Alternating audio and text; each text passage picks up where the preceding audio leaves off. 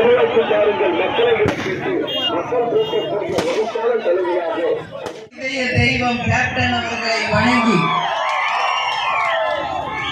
தேசிய முற்போக்கு திராவிட கழகத்தின் சார்பாக தமிழகம் முழுவதும் உள்ளம் தேடி இல்லம் நாடி மற்றும் மக்களை தேடி மக்கள் தலைவர் என்கின்ற ரத யாத்திரை என்கின்ற 2 நிகழ்ச்சிகளுக்காக தமிழகத்திலே இருக்கின்ற 234 தொகுதிகளுக்கும் நேரடியாக சென்று நாம் மக்களை சந்தித்துக் கொண்டிருக்கிறோம்.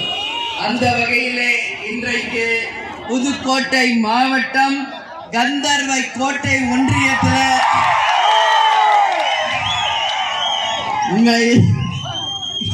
உங்க அத்தனை பேரையுமே சந்திப்பதில் உண்மையில் மகிழ்ச்சி அடைகிறேன். எத்தனையோ வாட்டி நான் வந்திருக்கேன் கேப்டன் கூட புதுக்கோட்டைக்கு கந்தர்வ கோட்டைக்கு இருக்கீங்க.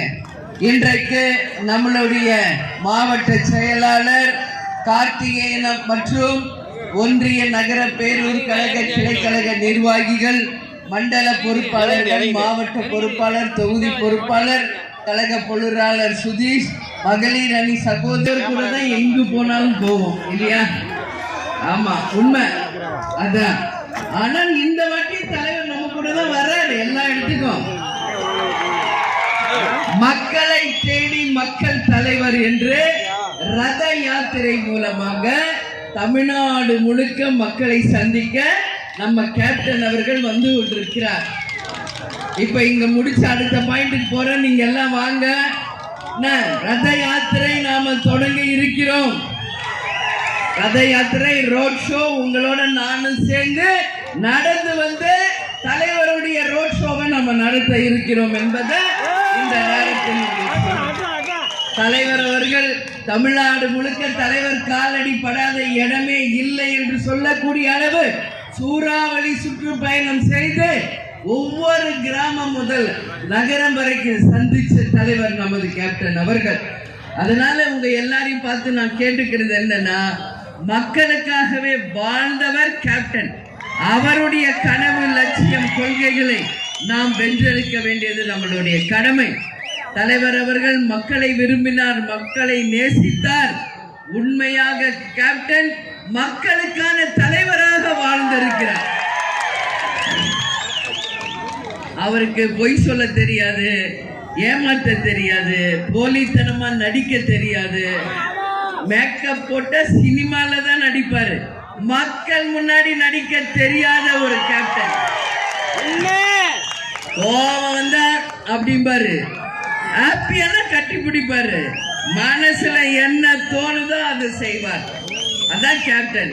ஒளிவு மறைவில்லை, வெள்ளந்தியா வாழ்ந்து மக்களுக்காகவே வாழ்ந்த ஒரு உன்னத தலைவர்.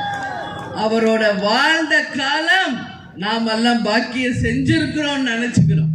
ஏன்னா யார் யாரையோ நம்ம சொல்றாங்க, கேட்கிறாங்க. ஆனா இந்த காலத்துல இப்படி ஒருத்தர் மக்களுக்காக வாழ்ந்து இன்னைக்கு அன்னதான பிரபுன்னு யார நம்ம சொல்றோம்? ஐயப்பனை சொல்றோம். ஐயப்பனை தானே அன்னதான பிரபுன்னு சொல்லுவோம். ஆனா இன்னைக்கு உலகமே, தமிழ்நாடு இல்ல, இந்தியா இல்ல, உலகமே ஒருத்தர் அன்னதான பிரபுன்னு சொல்லுதுன்னா அது நம்ம கேப்டன். கேப்டன் கேப்டன் தான். கேப்டனை தவிர யாருமே கிடையாது. அது ஒரு நாள் இல்லை, 2 நாள் இல்லை, தன் வாழ்நாளில் 60-65 வருஷம் ஏழைகளுக்காகவும் மக்களுக்காகவும் தொண்டர்களுக்காகவும் நிர்வாகிகளுக்காகவுமே தான் சம்பாதிச்ச காசை கொடுத்தவர் கேப்டன் அவர்கள். கேப்டன் வந்து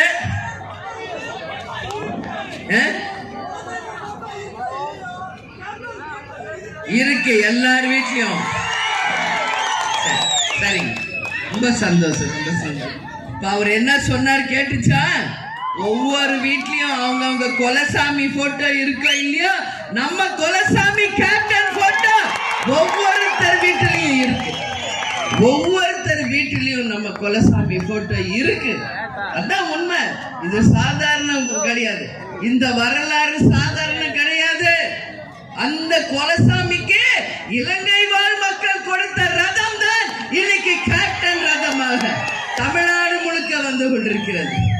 சிந்திச்சு பாருங்க. தமிழக வரலாறு நீங்க எல்லாம் படிச்சவங்க, புதுக்கோட்டையை சேர்ந்தவங்க. எனக்கு எப்பவுமே புதுக்கோட்டைன்னா ஒரு பெரிய மரியாதை. ஏன் சொல்லுங்க?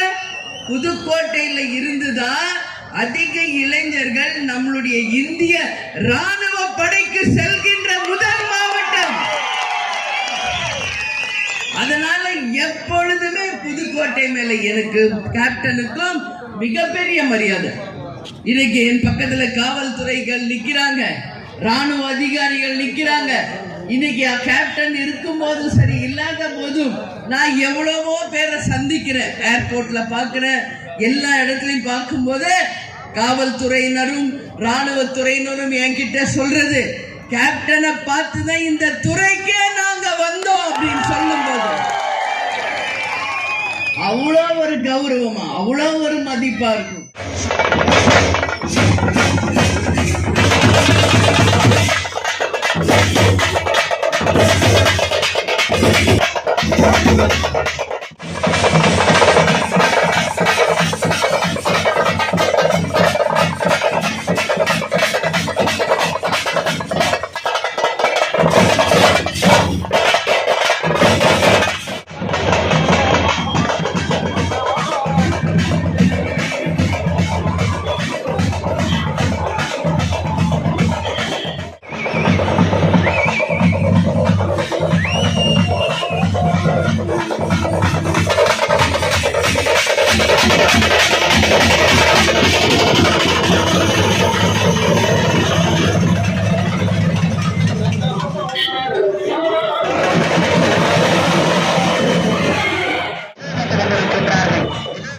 முரசு சின்னம், முரசு சின்னம், முரசு சின்னம். நல்லவர் லட்சியம், வெல்வது நிச்சயம். நன்றி, நன்றி. நலம் பெற்று சீரோடும் சிறப்போடும் இருக்க வேண்டும் என்று காளியம்மனை நான் வேண்டிக் கொள்கிறேன். ஏன்னா அம்மன் நிழல் சக்தி இல்லை, என் மனைவி நிஜ சக்தி என்று சொல்வார். ஏன்னா ஒவ்வொரு குடும்பத்திற்கும் அந்த பெண் தான் ஆணிவேர், முதுகெலும்பு. ஒரு பெண் நல்லா இருந்தா அந்த குடும்பமே நல்லா இருக்கும். ஒரு பெண் ஒரு குடும்பத்துல படிச்சா அந்த குடும்பத்தையே படிக்க வைக்க முடியும் என்பதற்கு உதாரணம் பெண்கள். அந்த வகையில் பெண்களாகிய உங்களையும் காளியம்மாவையும் வேண்டி என்னுடைய உரையை நான் ஆரம்பிக்கிறேன். புதுக்கோட்டையில எத்தனையோ வாட்டி தலைவர் கூட வந்திருக்கேன், எவ்வளோ நிகழ்ச்சிகளுக்கு வந்திருக்கும். ஒன்று இல்லை, இரண்டு இல்லை. புதுக்கோட்டையில் நடந்த மாநாடு இன்றளவும் சரித்திர புகழ் பெற்ற ஒரு மாநாடு என்றால் அது மிக இல்லை. புதுக்கோட்டை என்று சொன்னாலே இது கேப்டன் கோட்டை என்பதை நிரூபிக்கக்கூடிய உண்மை நிர்வாகிகளும் தொண்டர்களும் கொண்ட அணி நம்மளுடைய தேசிய முற்போக்கு திராவிட கழகம். இப்பதான் நான் வந்து கந்தர்வ கோட்டை முடிச்சிட்டு உங்க முன்னாடி வந்திருக்கிறேன். கந்தர்வ கோட்டையில அலைகடல் என மக்கள் திருந்தாங்க. அதுக்கு ஈடு இணை இல்லாம நீங்களும் இங்கே பெரும் திரளாக வந்து வரவேற்பு வந்திருக்கும் எங்களுடைய மாவட்ட செயலாளர் கார்த்திகேயன் அவர்களுக்கும், மண்டல பொறுப்பாளர் நம்மளுடைய செந்தில் அவர்களுக்கும், கழக பொருளாளர் LK சுதீஷ் அவர்களுக்கும், மாவட்ட பொருளாளர் தொகுதி பொறுப்பாளர் பரமஜோதி அவர்களுக்கும், என்னுடன் மேடையிலே நிற்கின்ற அனைத்து நிர்வாகிகளுக்கும், என் கண் முன்னாடி நிற்கின்ற ஒன்றிய நகர பேரூர் கழக கிளை கழக நிர்வாகிகளே, என் மகளிரணி சகோதரிகளே, தாய் குலங்களே, பத்திரிகை நண்பர்களே, காவல்துறை அன்பர்களே, கேப்டனை உயிர் மூச்சாக கொண்டிருக்கும் என் உயிரினும் மேலான அன்பு கழக உடன்பிறப்புகளாகிய உங்கள் அத்தனை பேருக்கும் உங்கள் அண்ணியாக அம்மாவாக என் வணக்கங்களை தெரிவித்துக் கொண்டு என்னுடைய உரையை நான் தொடங்குகிறேன். புதுக்கோட்டையில இன்றைக்கு எத்தனையோ நிகழ்வுகள். போஸ் நகர் இந்த இடம் பேரு காப்பாத்தணுமா? போஸ் நகர் காப்பாத்துங்கன்றீங்க.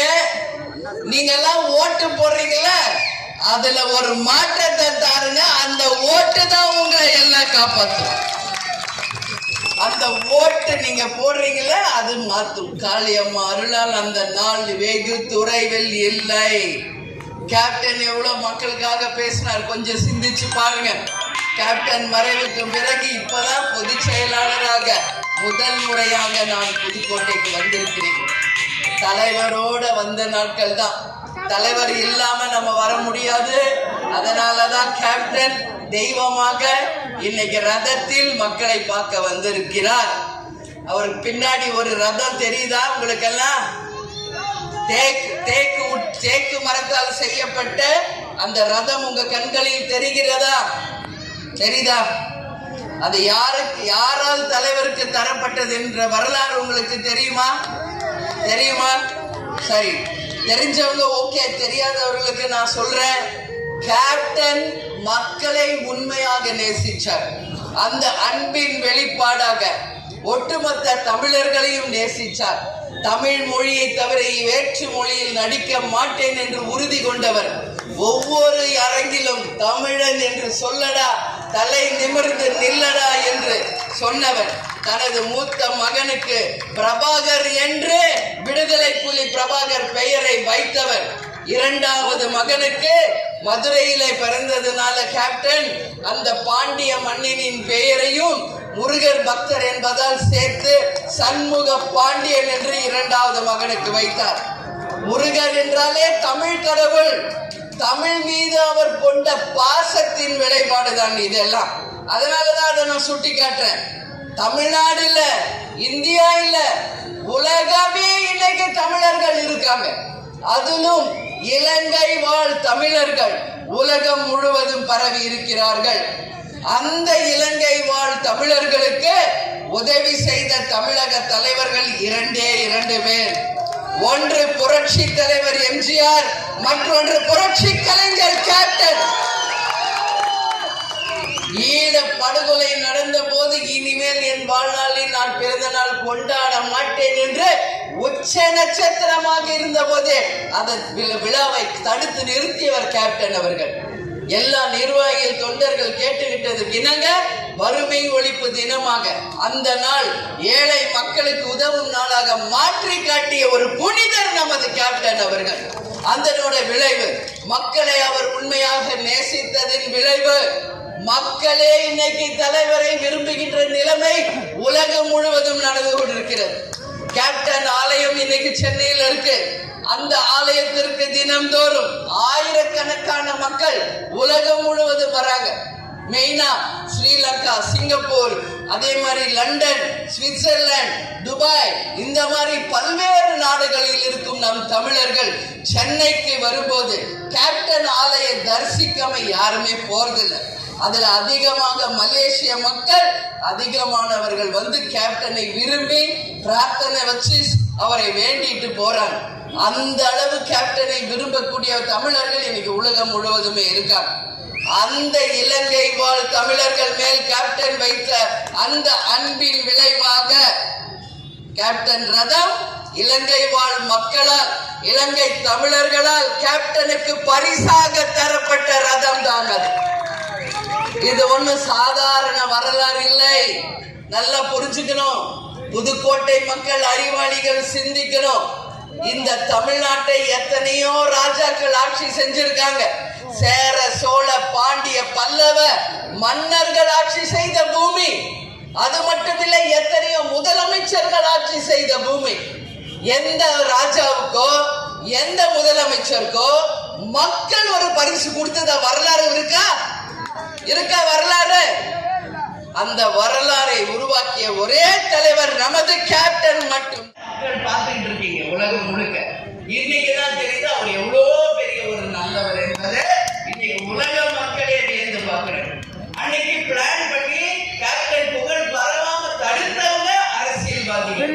இன்னைக்கு அதை மீறி உண்மை வெளியே வரும்போது அவர் ஒரு மனிதர் இல்லை, அவர் புனிதர், அவர் தெய்வம் என்பதை அதனால சொல்றேன், மீண்டும் 2026 வரப்போது. இந்த தேர்தலை கோட்டை விட்டுறாது. நிச்சயமா நாங்கெல்லாம் யாருக்காக இங்க நிக்கிறோம்? கேப்டன் சொல்லி கொடுத்த அந்த பாதையிலேயே நாங்க பயணிக்கிறோம். யாருக்கிட்டே ரூபாய் கொடுங்க, நோட்டு காட்சி கேட்டோமா? எல்லாம் வியர்வை சிந்தி அந்த வியர்வையை நம்ம ரத்தம் அப்படின்னு. அந்த வகையில் இன்றைக்கு நம்மளுடைய மாவட்ட செயலாளர் கார்த்திகேயன், மண்டலம், தொகுதி, மாவட்ட பொறுப்பாளர்கள், இளைஞரணி செயலாளர் சுதீஷ் மற்றும் பக்கத்து மாவட்டத்திலிருந்து வந்திருக்கும் மாவட்ட கழக செயலாளர்கள், என் கண் முன்னாடி நிற்கின்ற ஒன்றிய நகர பேரூர் கழக கிளை கழக நிர்வாகிகள், மகளிர் அணி சகோதரிகள், கலை இலக்கிய அணியை சேர்ந்த கேப்டன் போல கெட்டப் போட்டு இன்னைக்கு எல்லா இடங்களும் போய் கேப்டனை நிஜ உருவிலே காட்டிக் கொண்டிருக்கும் நமது கலை இலக்கிய குழுவுக்கும், என்னுடன் சென்னையிலிருந்து அயராது பாடுபட்டு வந்து கொண்டிருக்கும் நமது கேமரா குரூப் அவர்களுக்கும், நமது தொண்டர் படையினருக்கும் இந்த நேரத்தில் நான் பாராட்டி சொல்லியே ஆகணும். இது ஒண்ணு சாதாரண விஷயம் கிடையாது. திரும்பாதீங்க, என்னடா டக்கு டக்குன்னு சவுண்ட் வருதுன்னு பார்த்தா கொத்து பரோட்டா வேகமா வேலை நடக்குது. தலைவருக்கு ரொம்ப பிடிச்சது எது தெரியுமில்ல உங்களுக்கெல்லாம்? ஆமா, ஏன்னா மதுரைக்காரர் இல்ல. ஆமா, மதுரைக்காரர் இல்ல. இப்ப கூட வண்டியில அதைத்தான் பேசிட்டு வந்தோம். அவருக்கு பிடிச்ச உணவே மதுரை கொத்து பரோட்டா. உலகெல்லாம் அவர் வந்திருக்கார், ஆனா பிடிச்ச ஊர் மதுரை. அவருக்கு பிடிச்ச சாப்பாடு இந்த டக்கு டக்குன்னு தட்டுறாரு பாருங்க, அந்த கொத்து பரோட்டா தான். உங்களுக்கு எல்லாம் கூட பிடிக்கும்ல? எல்லாருக்கும் பிடிக்கும். சரி, என்ன செல்வின் ராஜ் எனக்கு தெரியாதா? என்ன திடீர்னு ஏதோ சொல்றியான்னு பார்த்தேன். என் சகோதரர் தானே அவரு, செல்வின் ராஜ். இது தெரியாதா? அது முன்னாடி நிக்கிறாரு மன்மதனை தெரியாதா? பரமஜோதிய தெரியாதா? இங்க மாவட்டத்துல இருந்து எல்லாரையுமே எனக்கு தெரியும். புதுசா நீங்க சொல்லி செல்வினை பத்தியோ, மன்மதரை பத்தியோ, பரஞ்சோதி பத்தியோ, நம்ம மாவட்ட செயலாளர் கார்த்தி பத்தியோ, பக்கத்து மாவட்ட செயலாளர் சசிகுமாரை பத்தி தெரிஞ்சுக்கணும் இல்ல. இருந்தாலும் ஞாபகப்படுத்துறீங்க, நன்றி. இப்போ நம்ம முக்கியமா நம்ம பேச வேண்டியது 2026 தேர்தல் ஒரு மகத்தான மாற்றத்தை உருவாக்க வேண்டும். நீங்க எல்லாரும் சிந்திச்சு அந்த மாற்றத்தை உருவாக்குனாதான் கேப்டன் கனவு நிச்சயம் ஜெயிச்சு அந்த வெற்றி கனிகளை அவர் காலடியிலே நாம் சமர்ப்பிக்க வேண்டும்.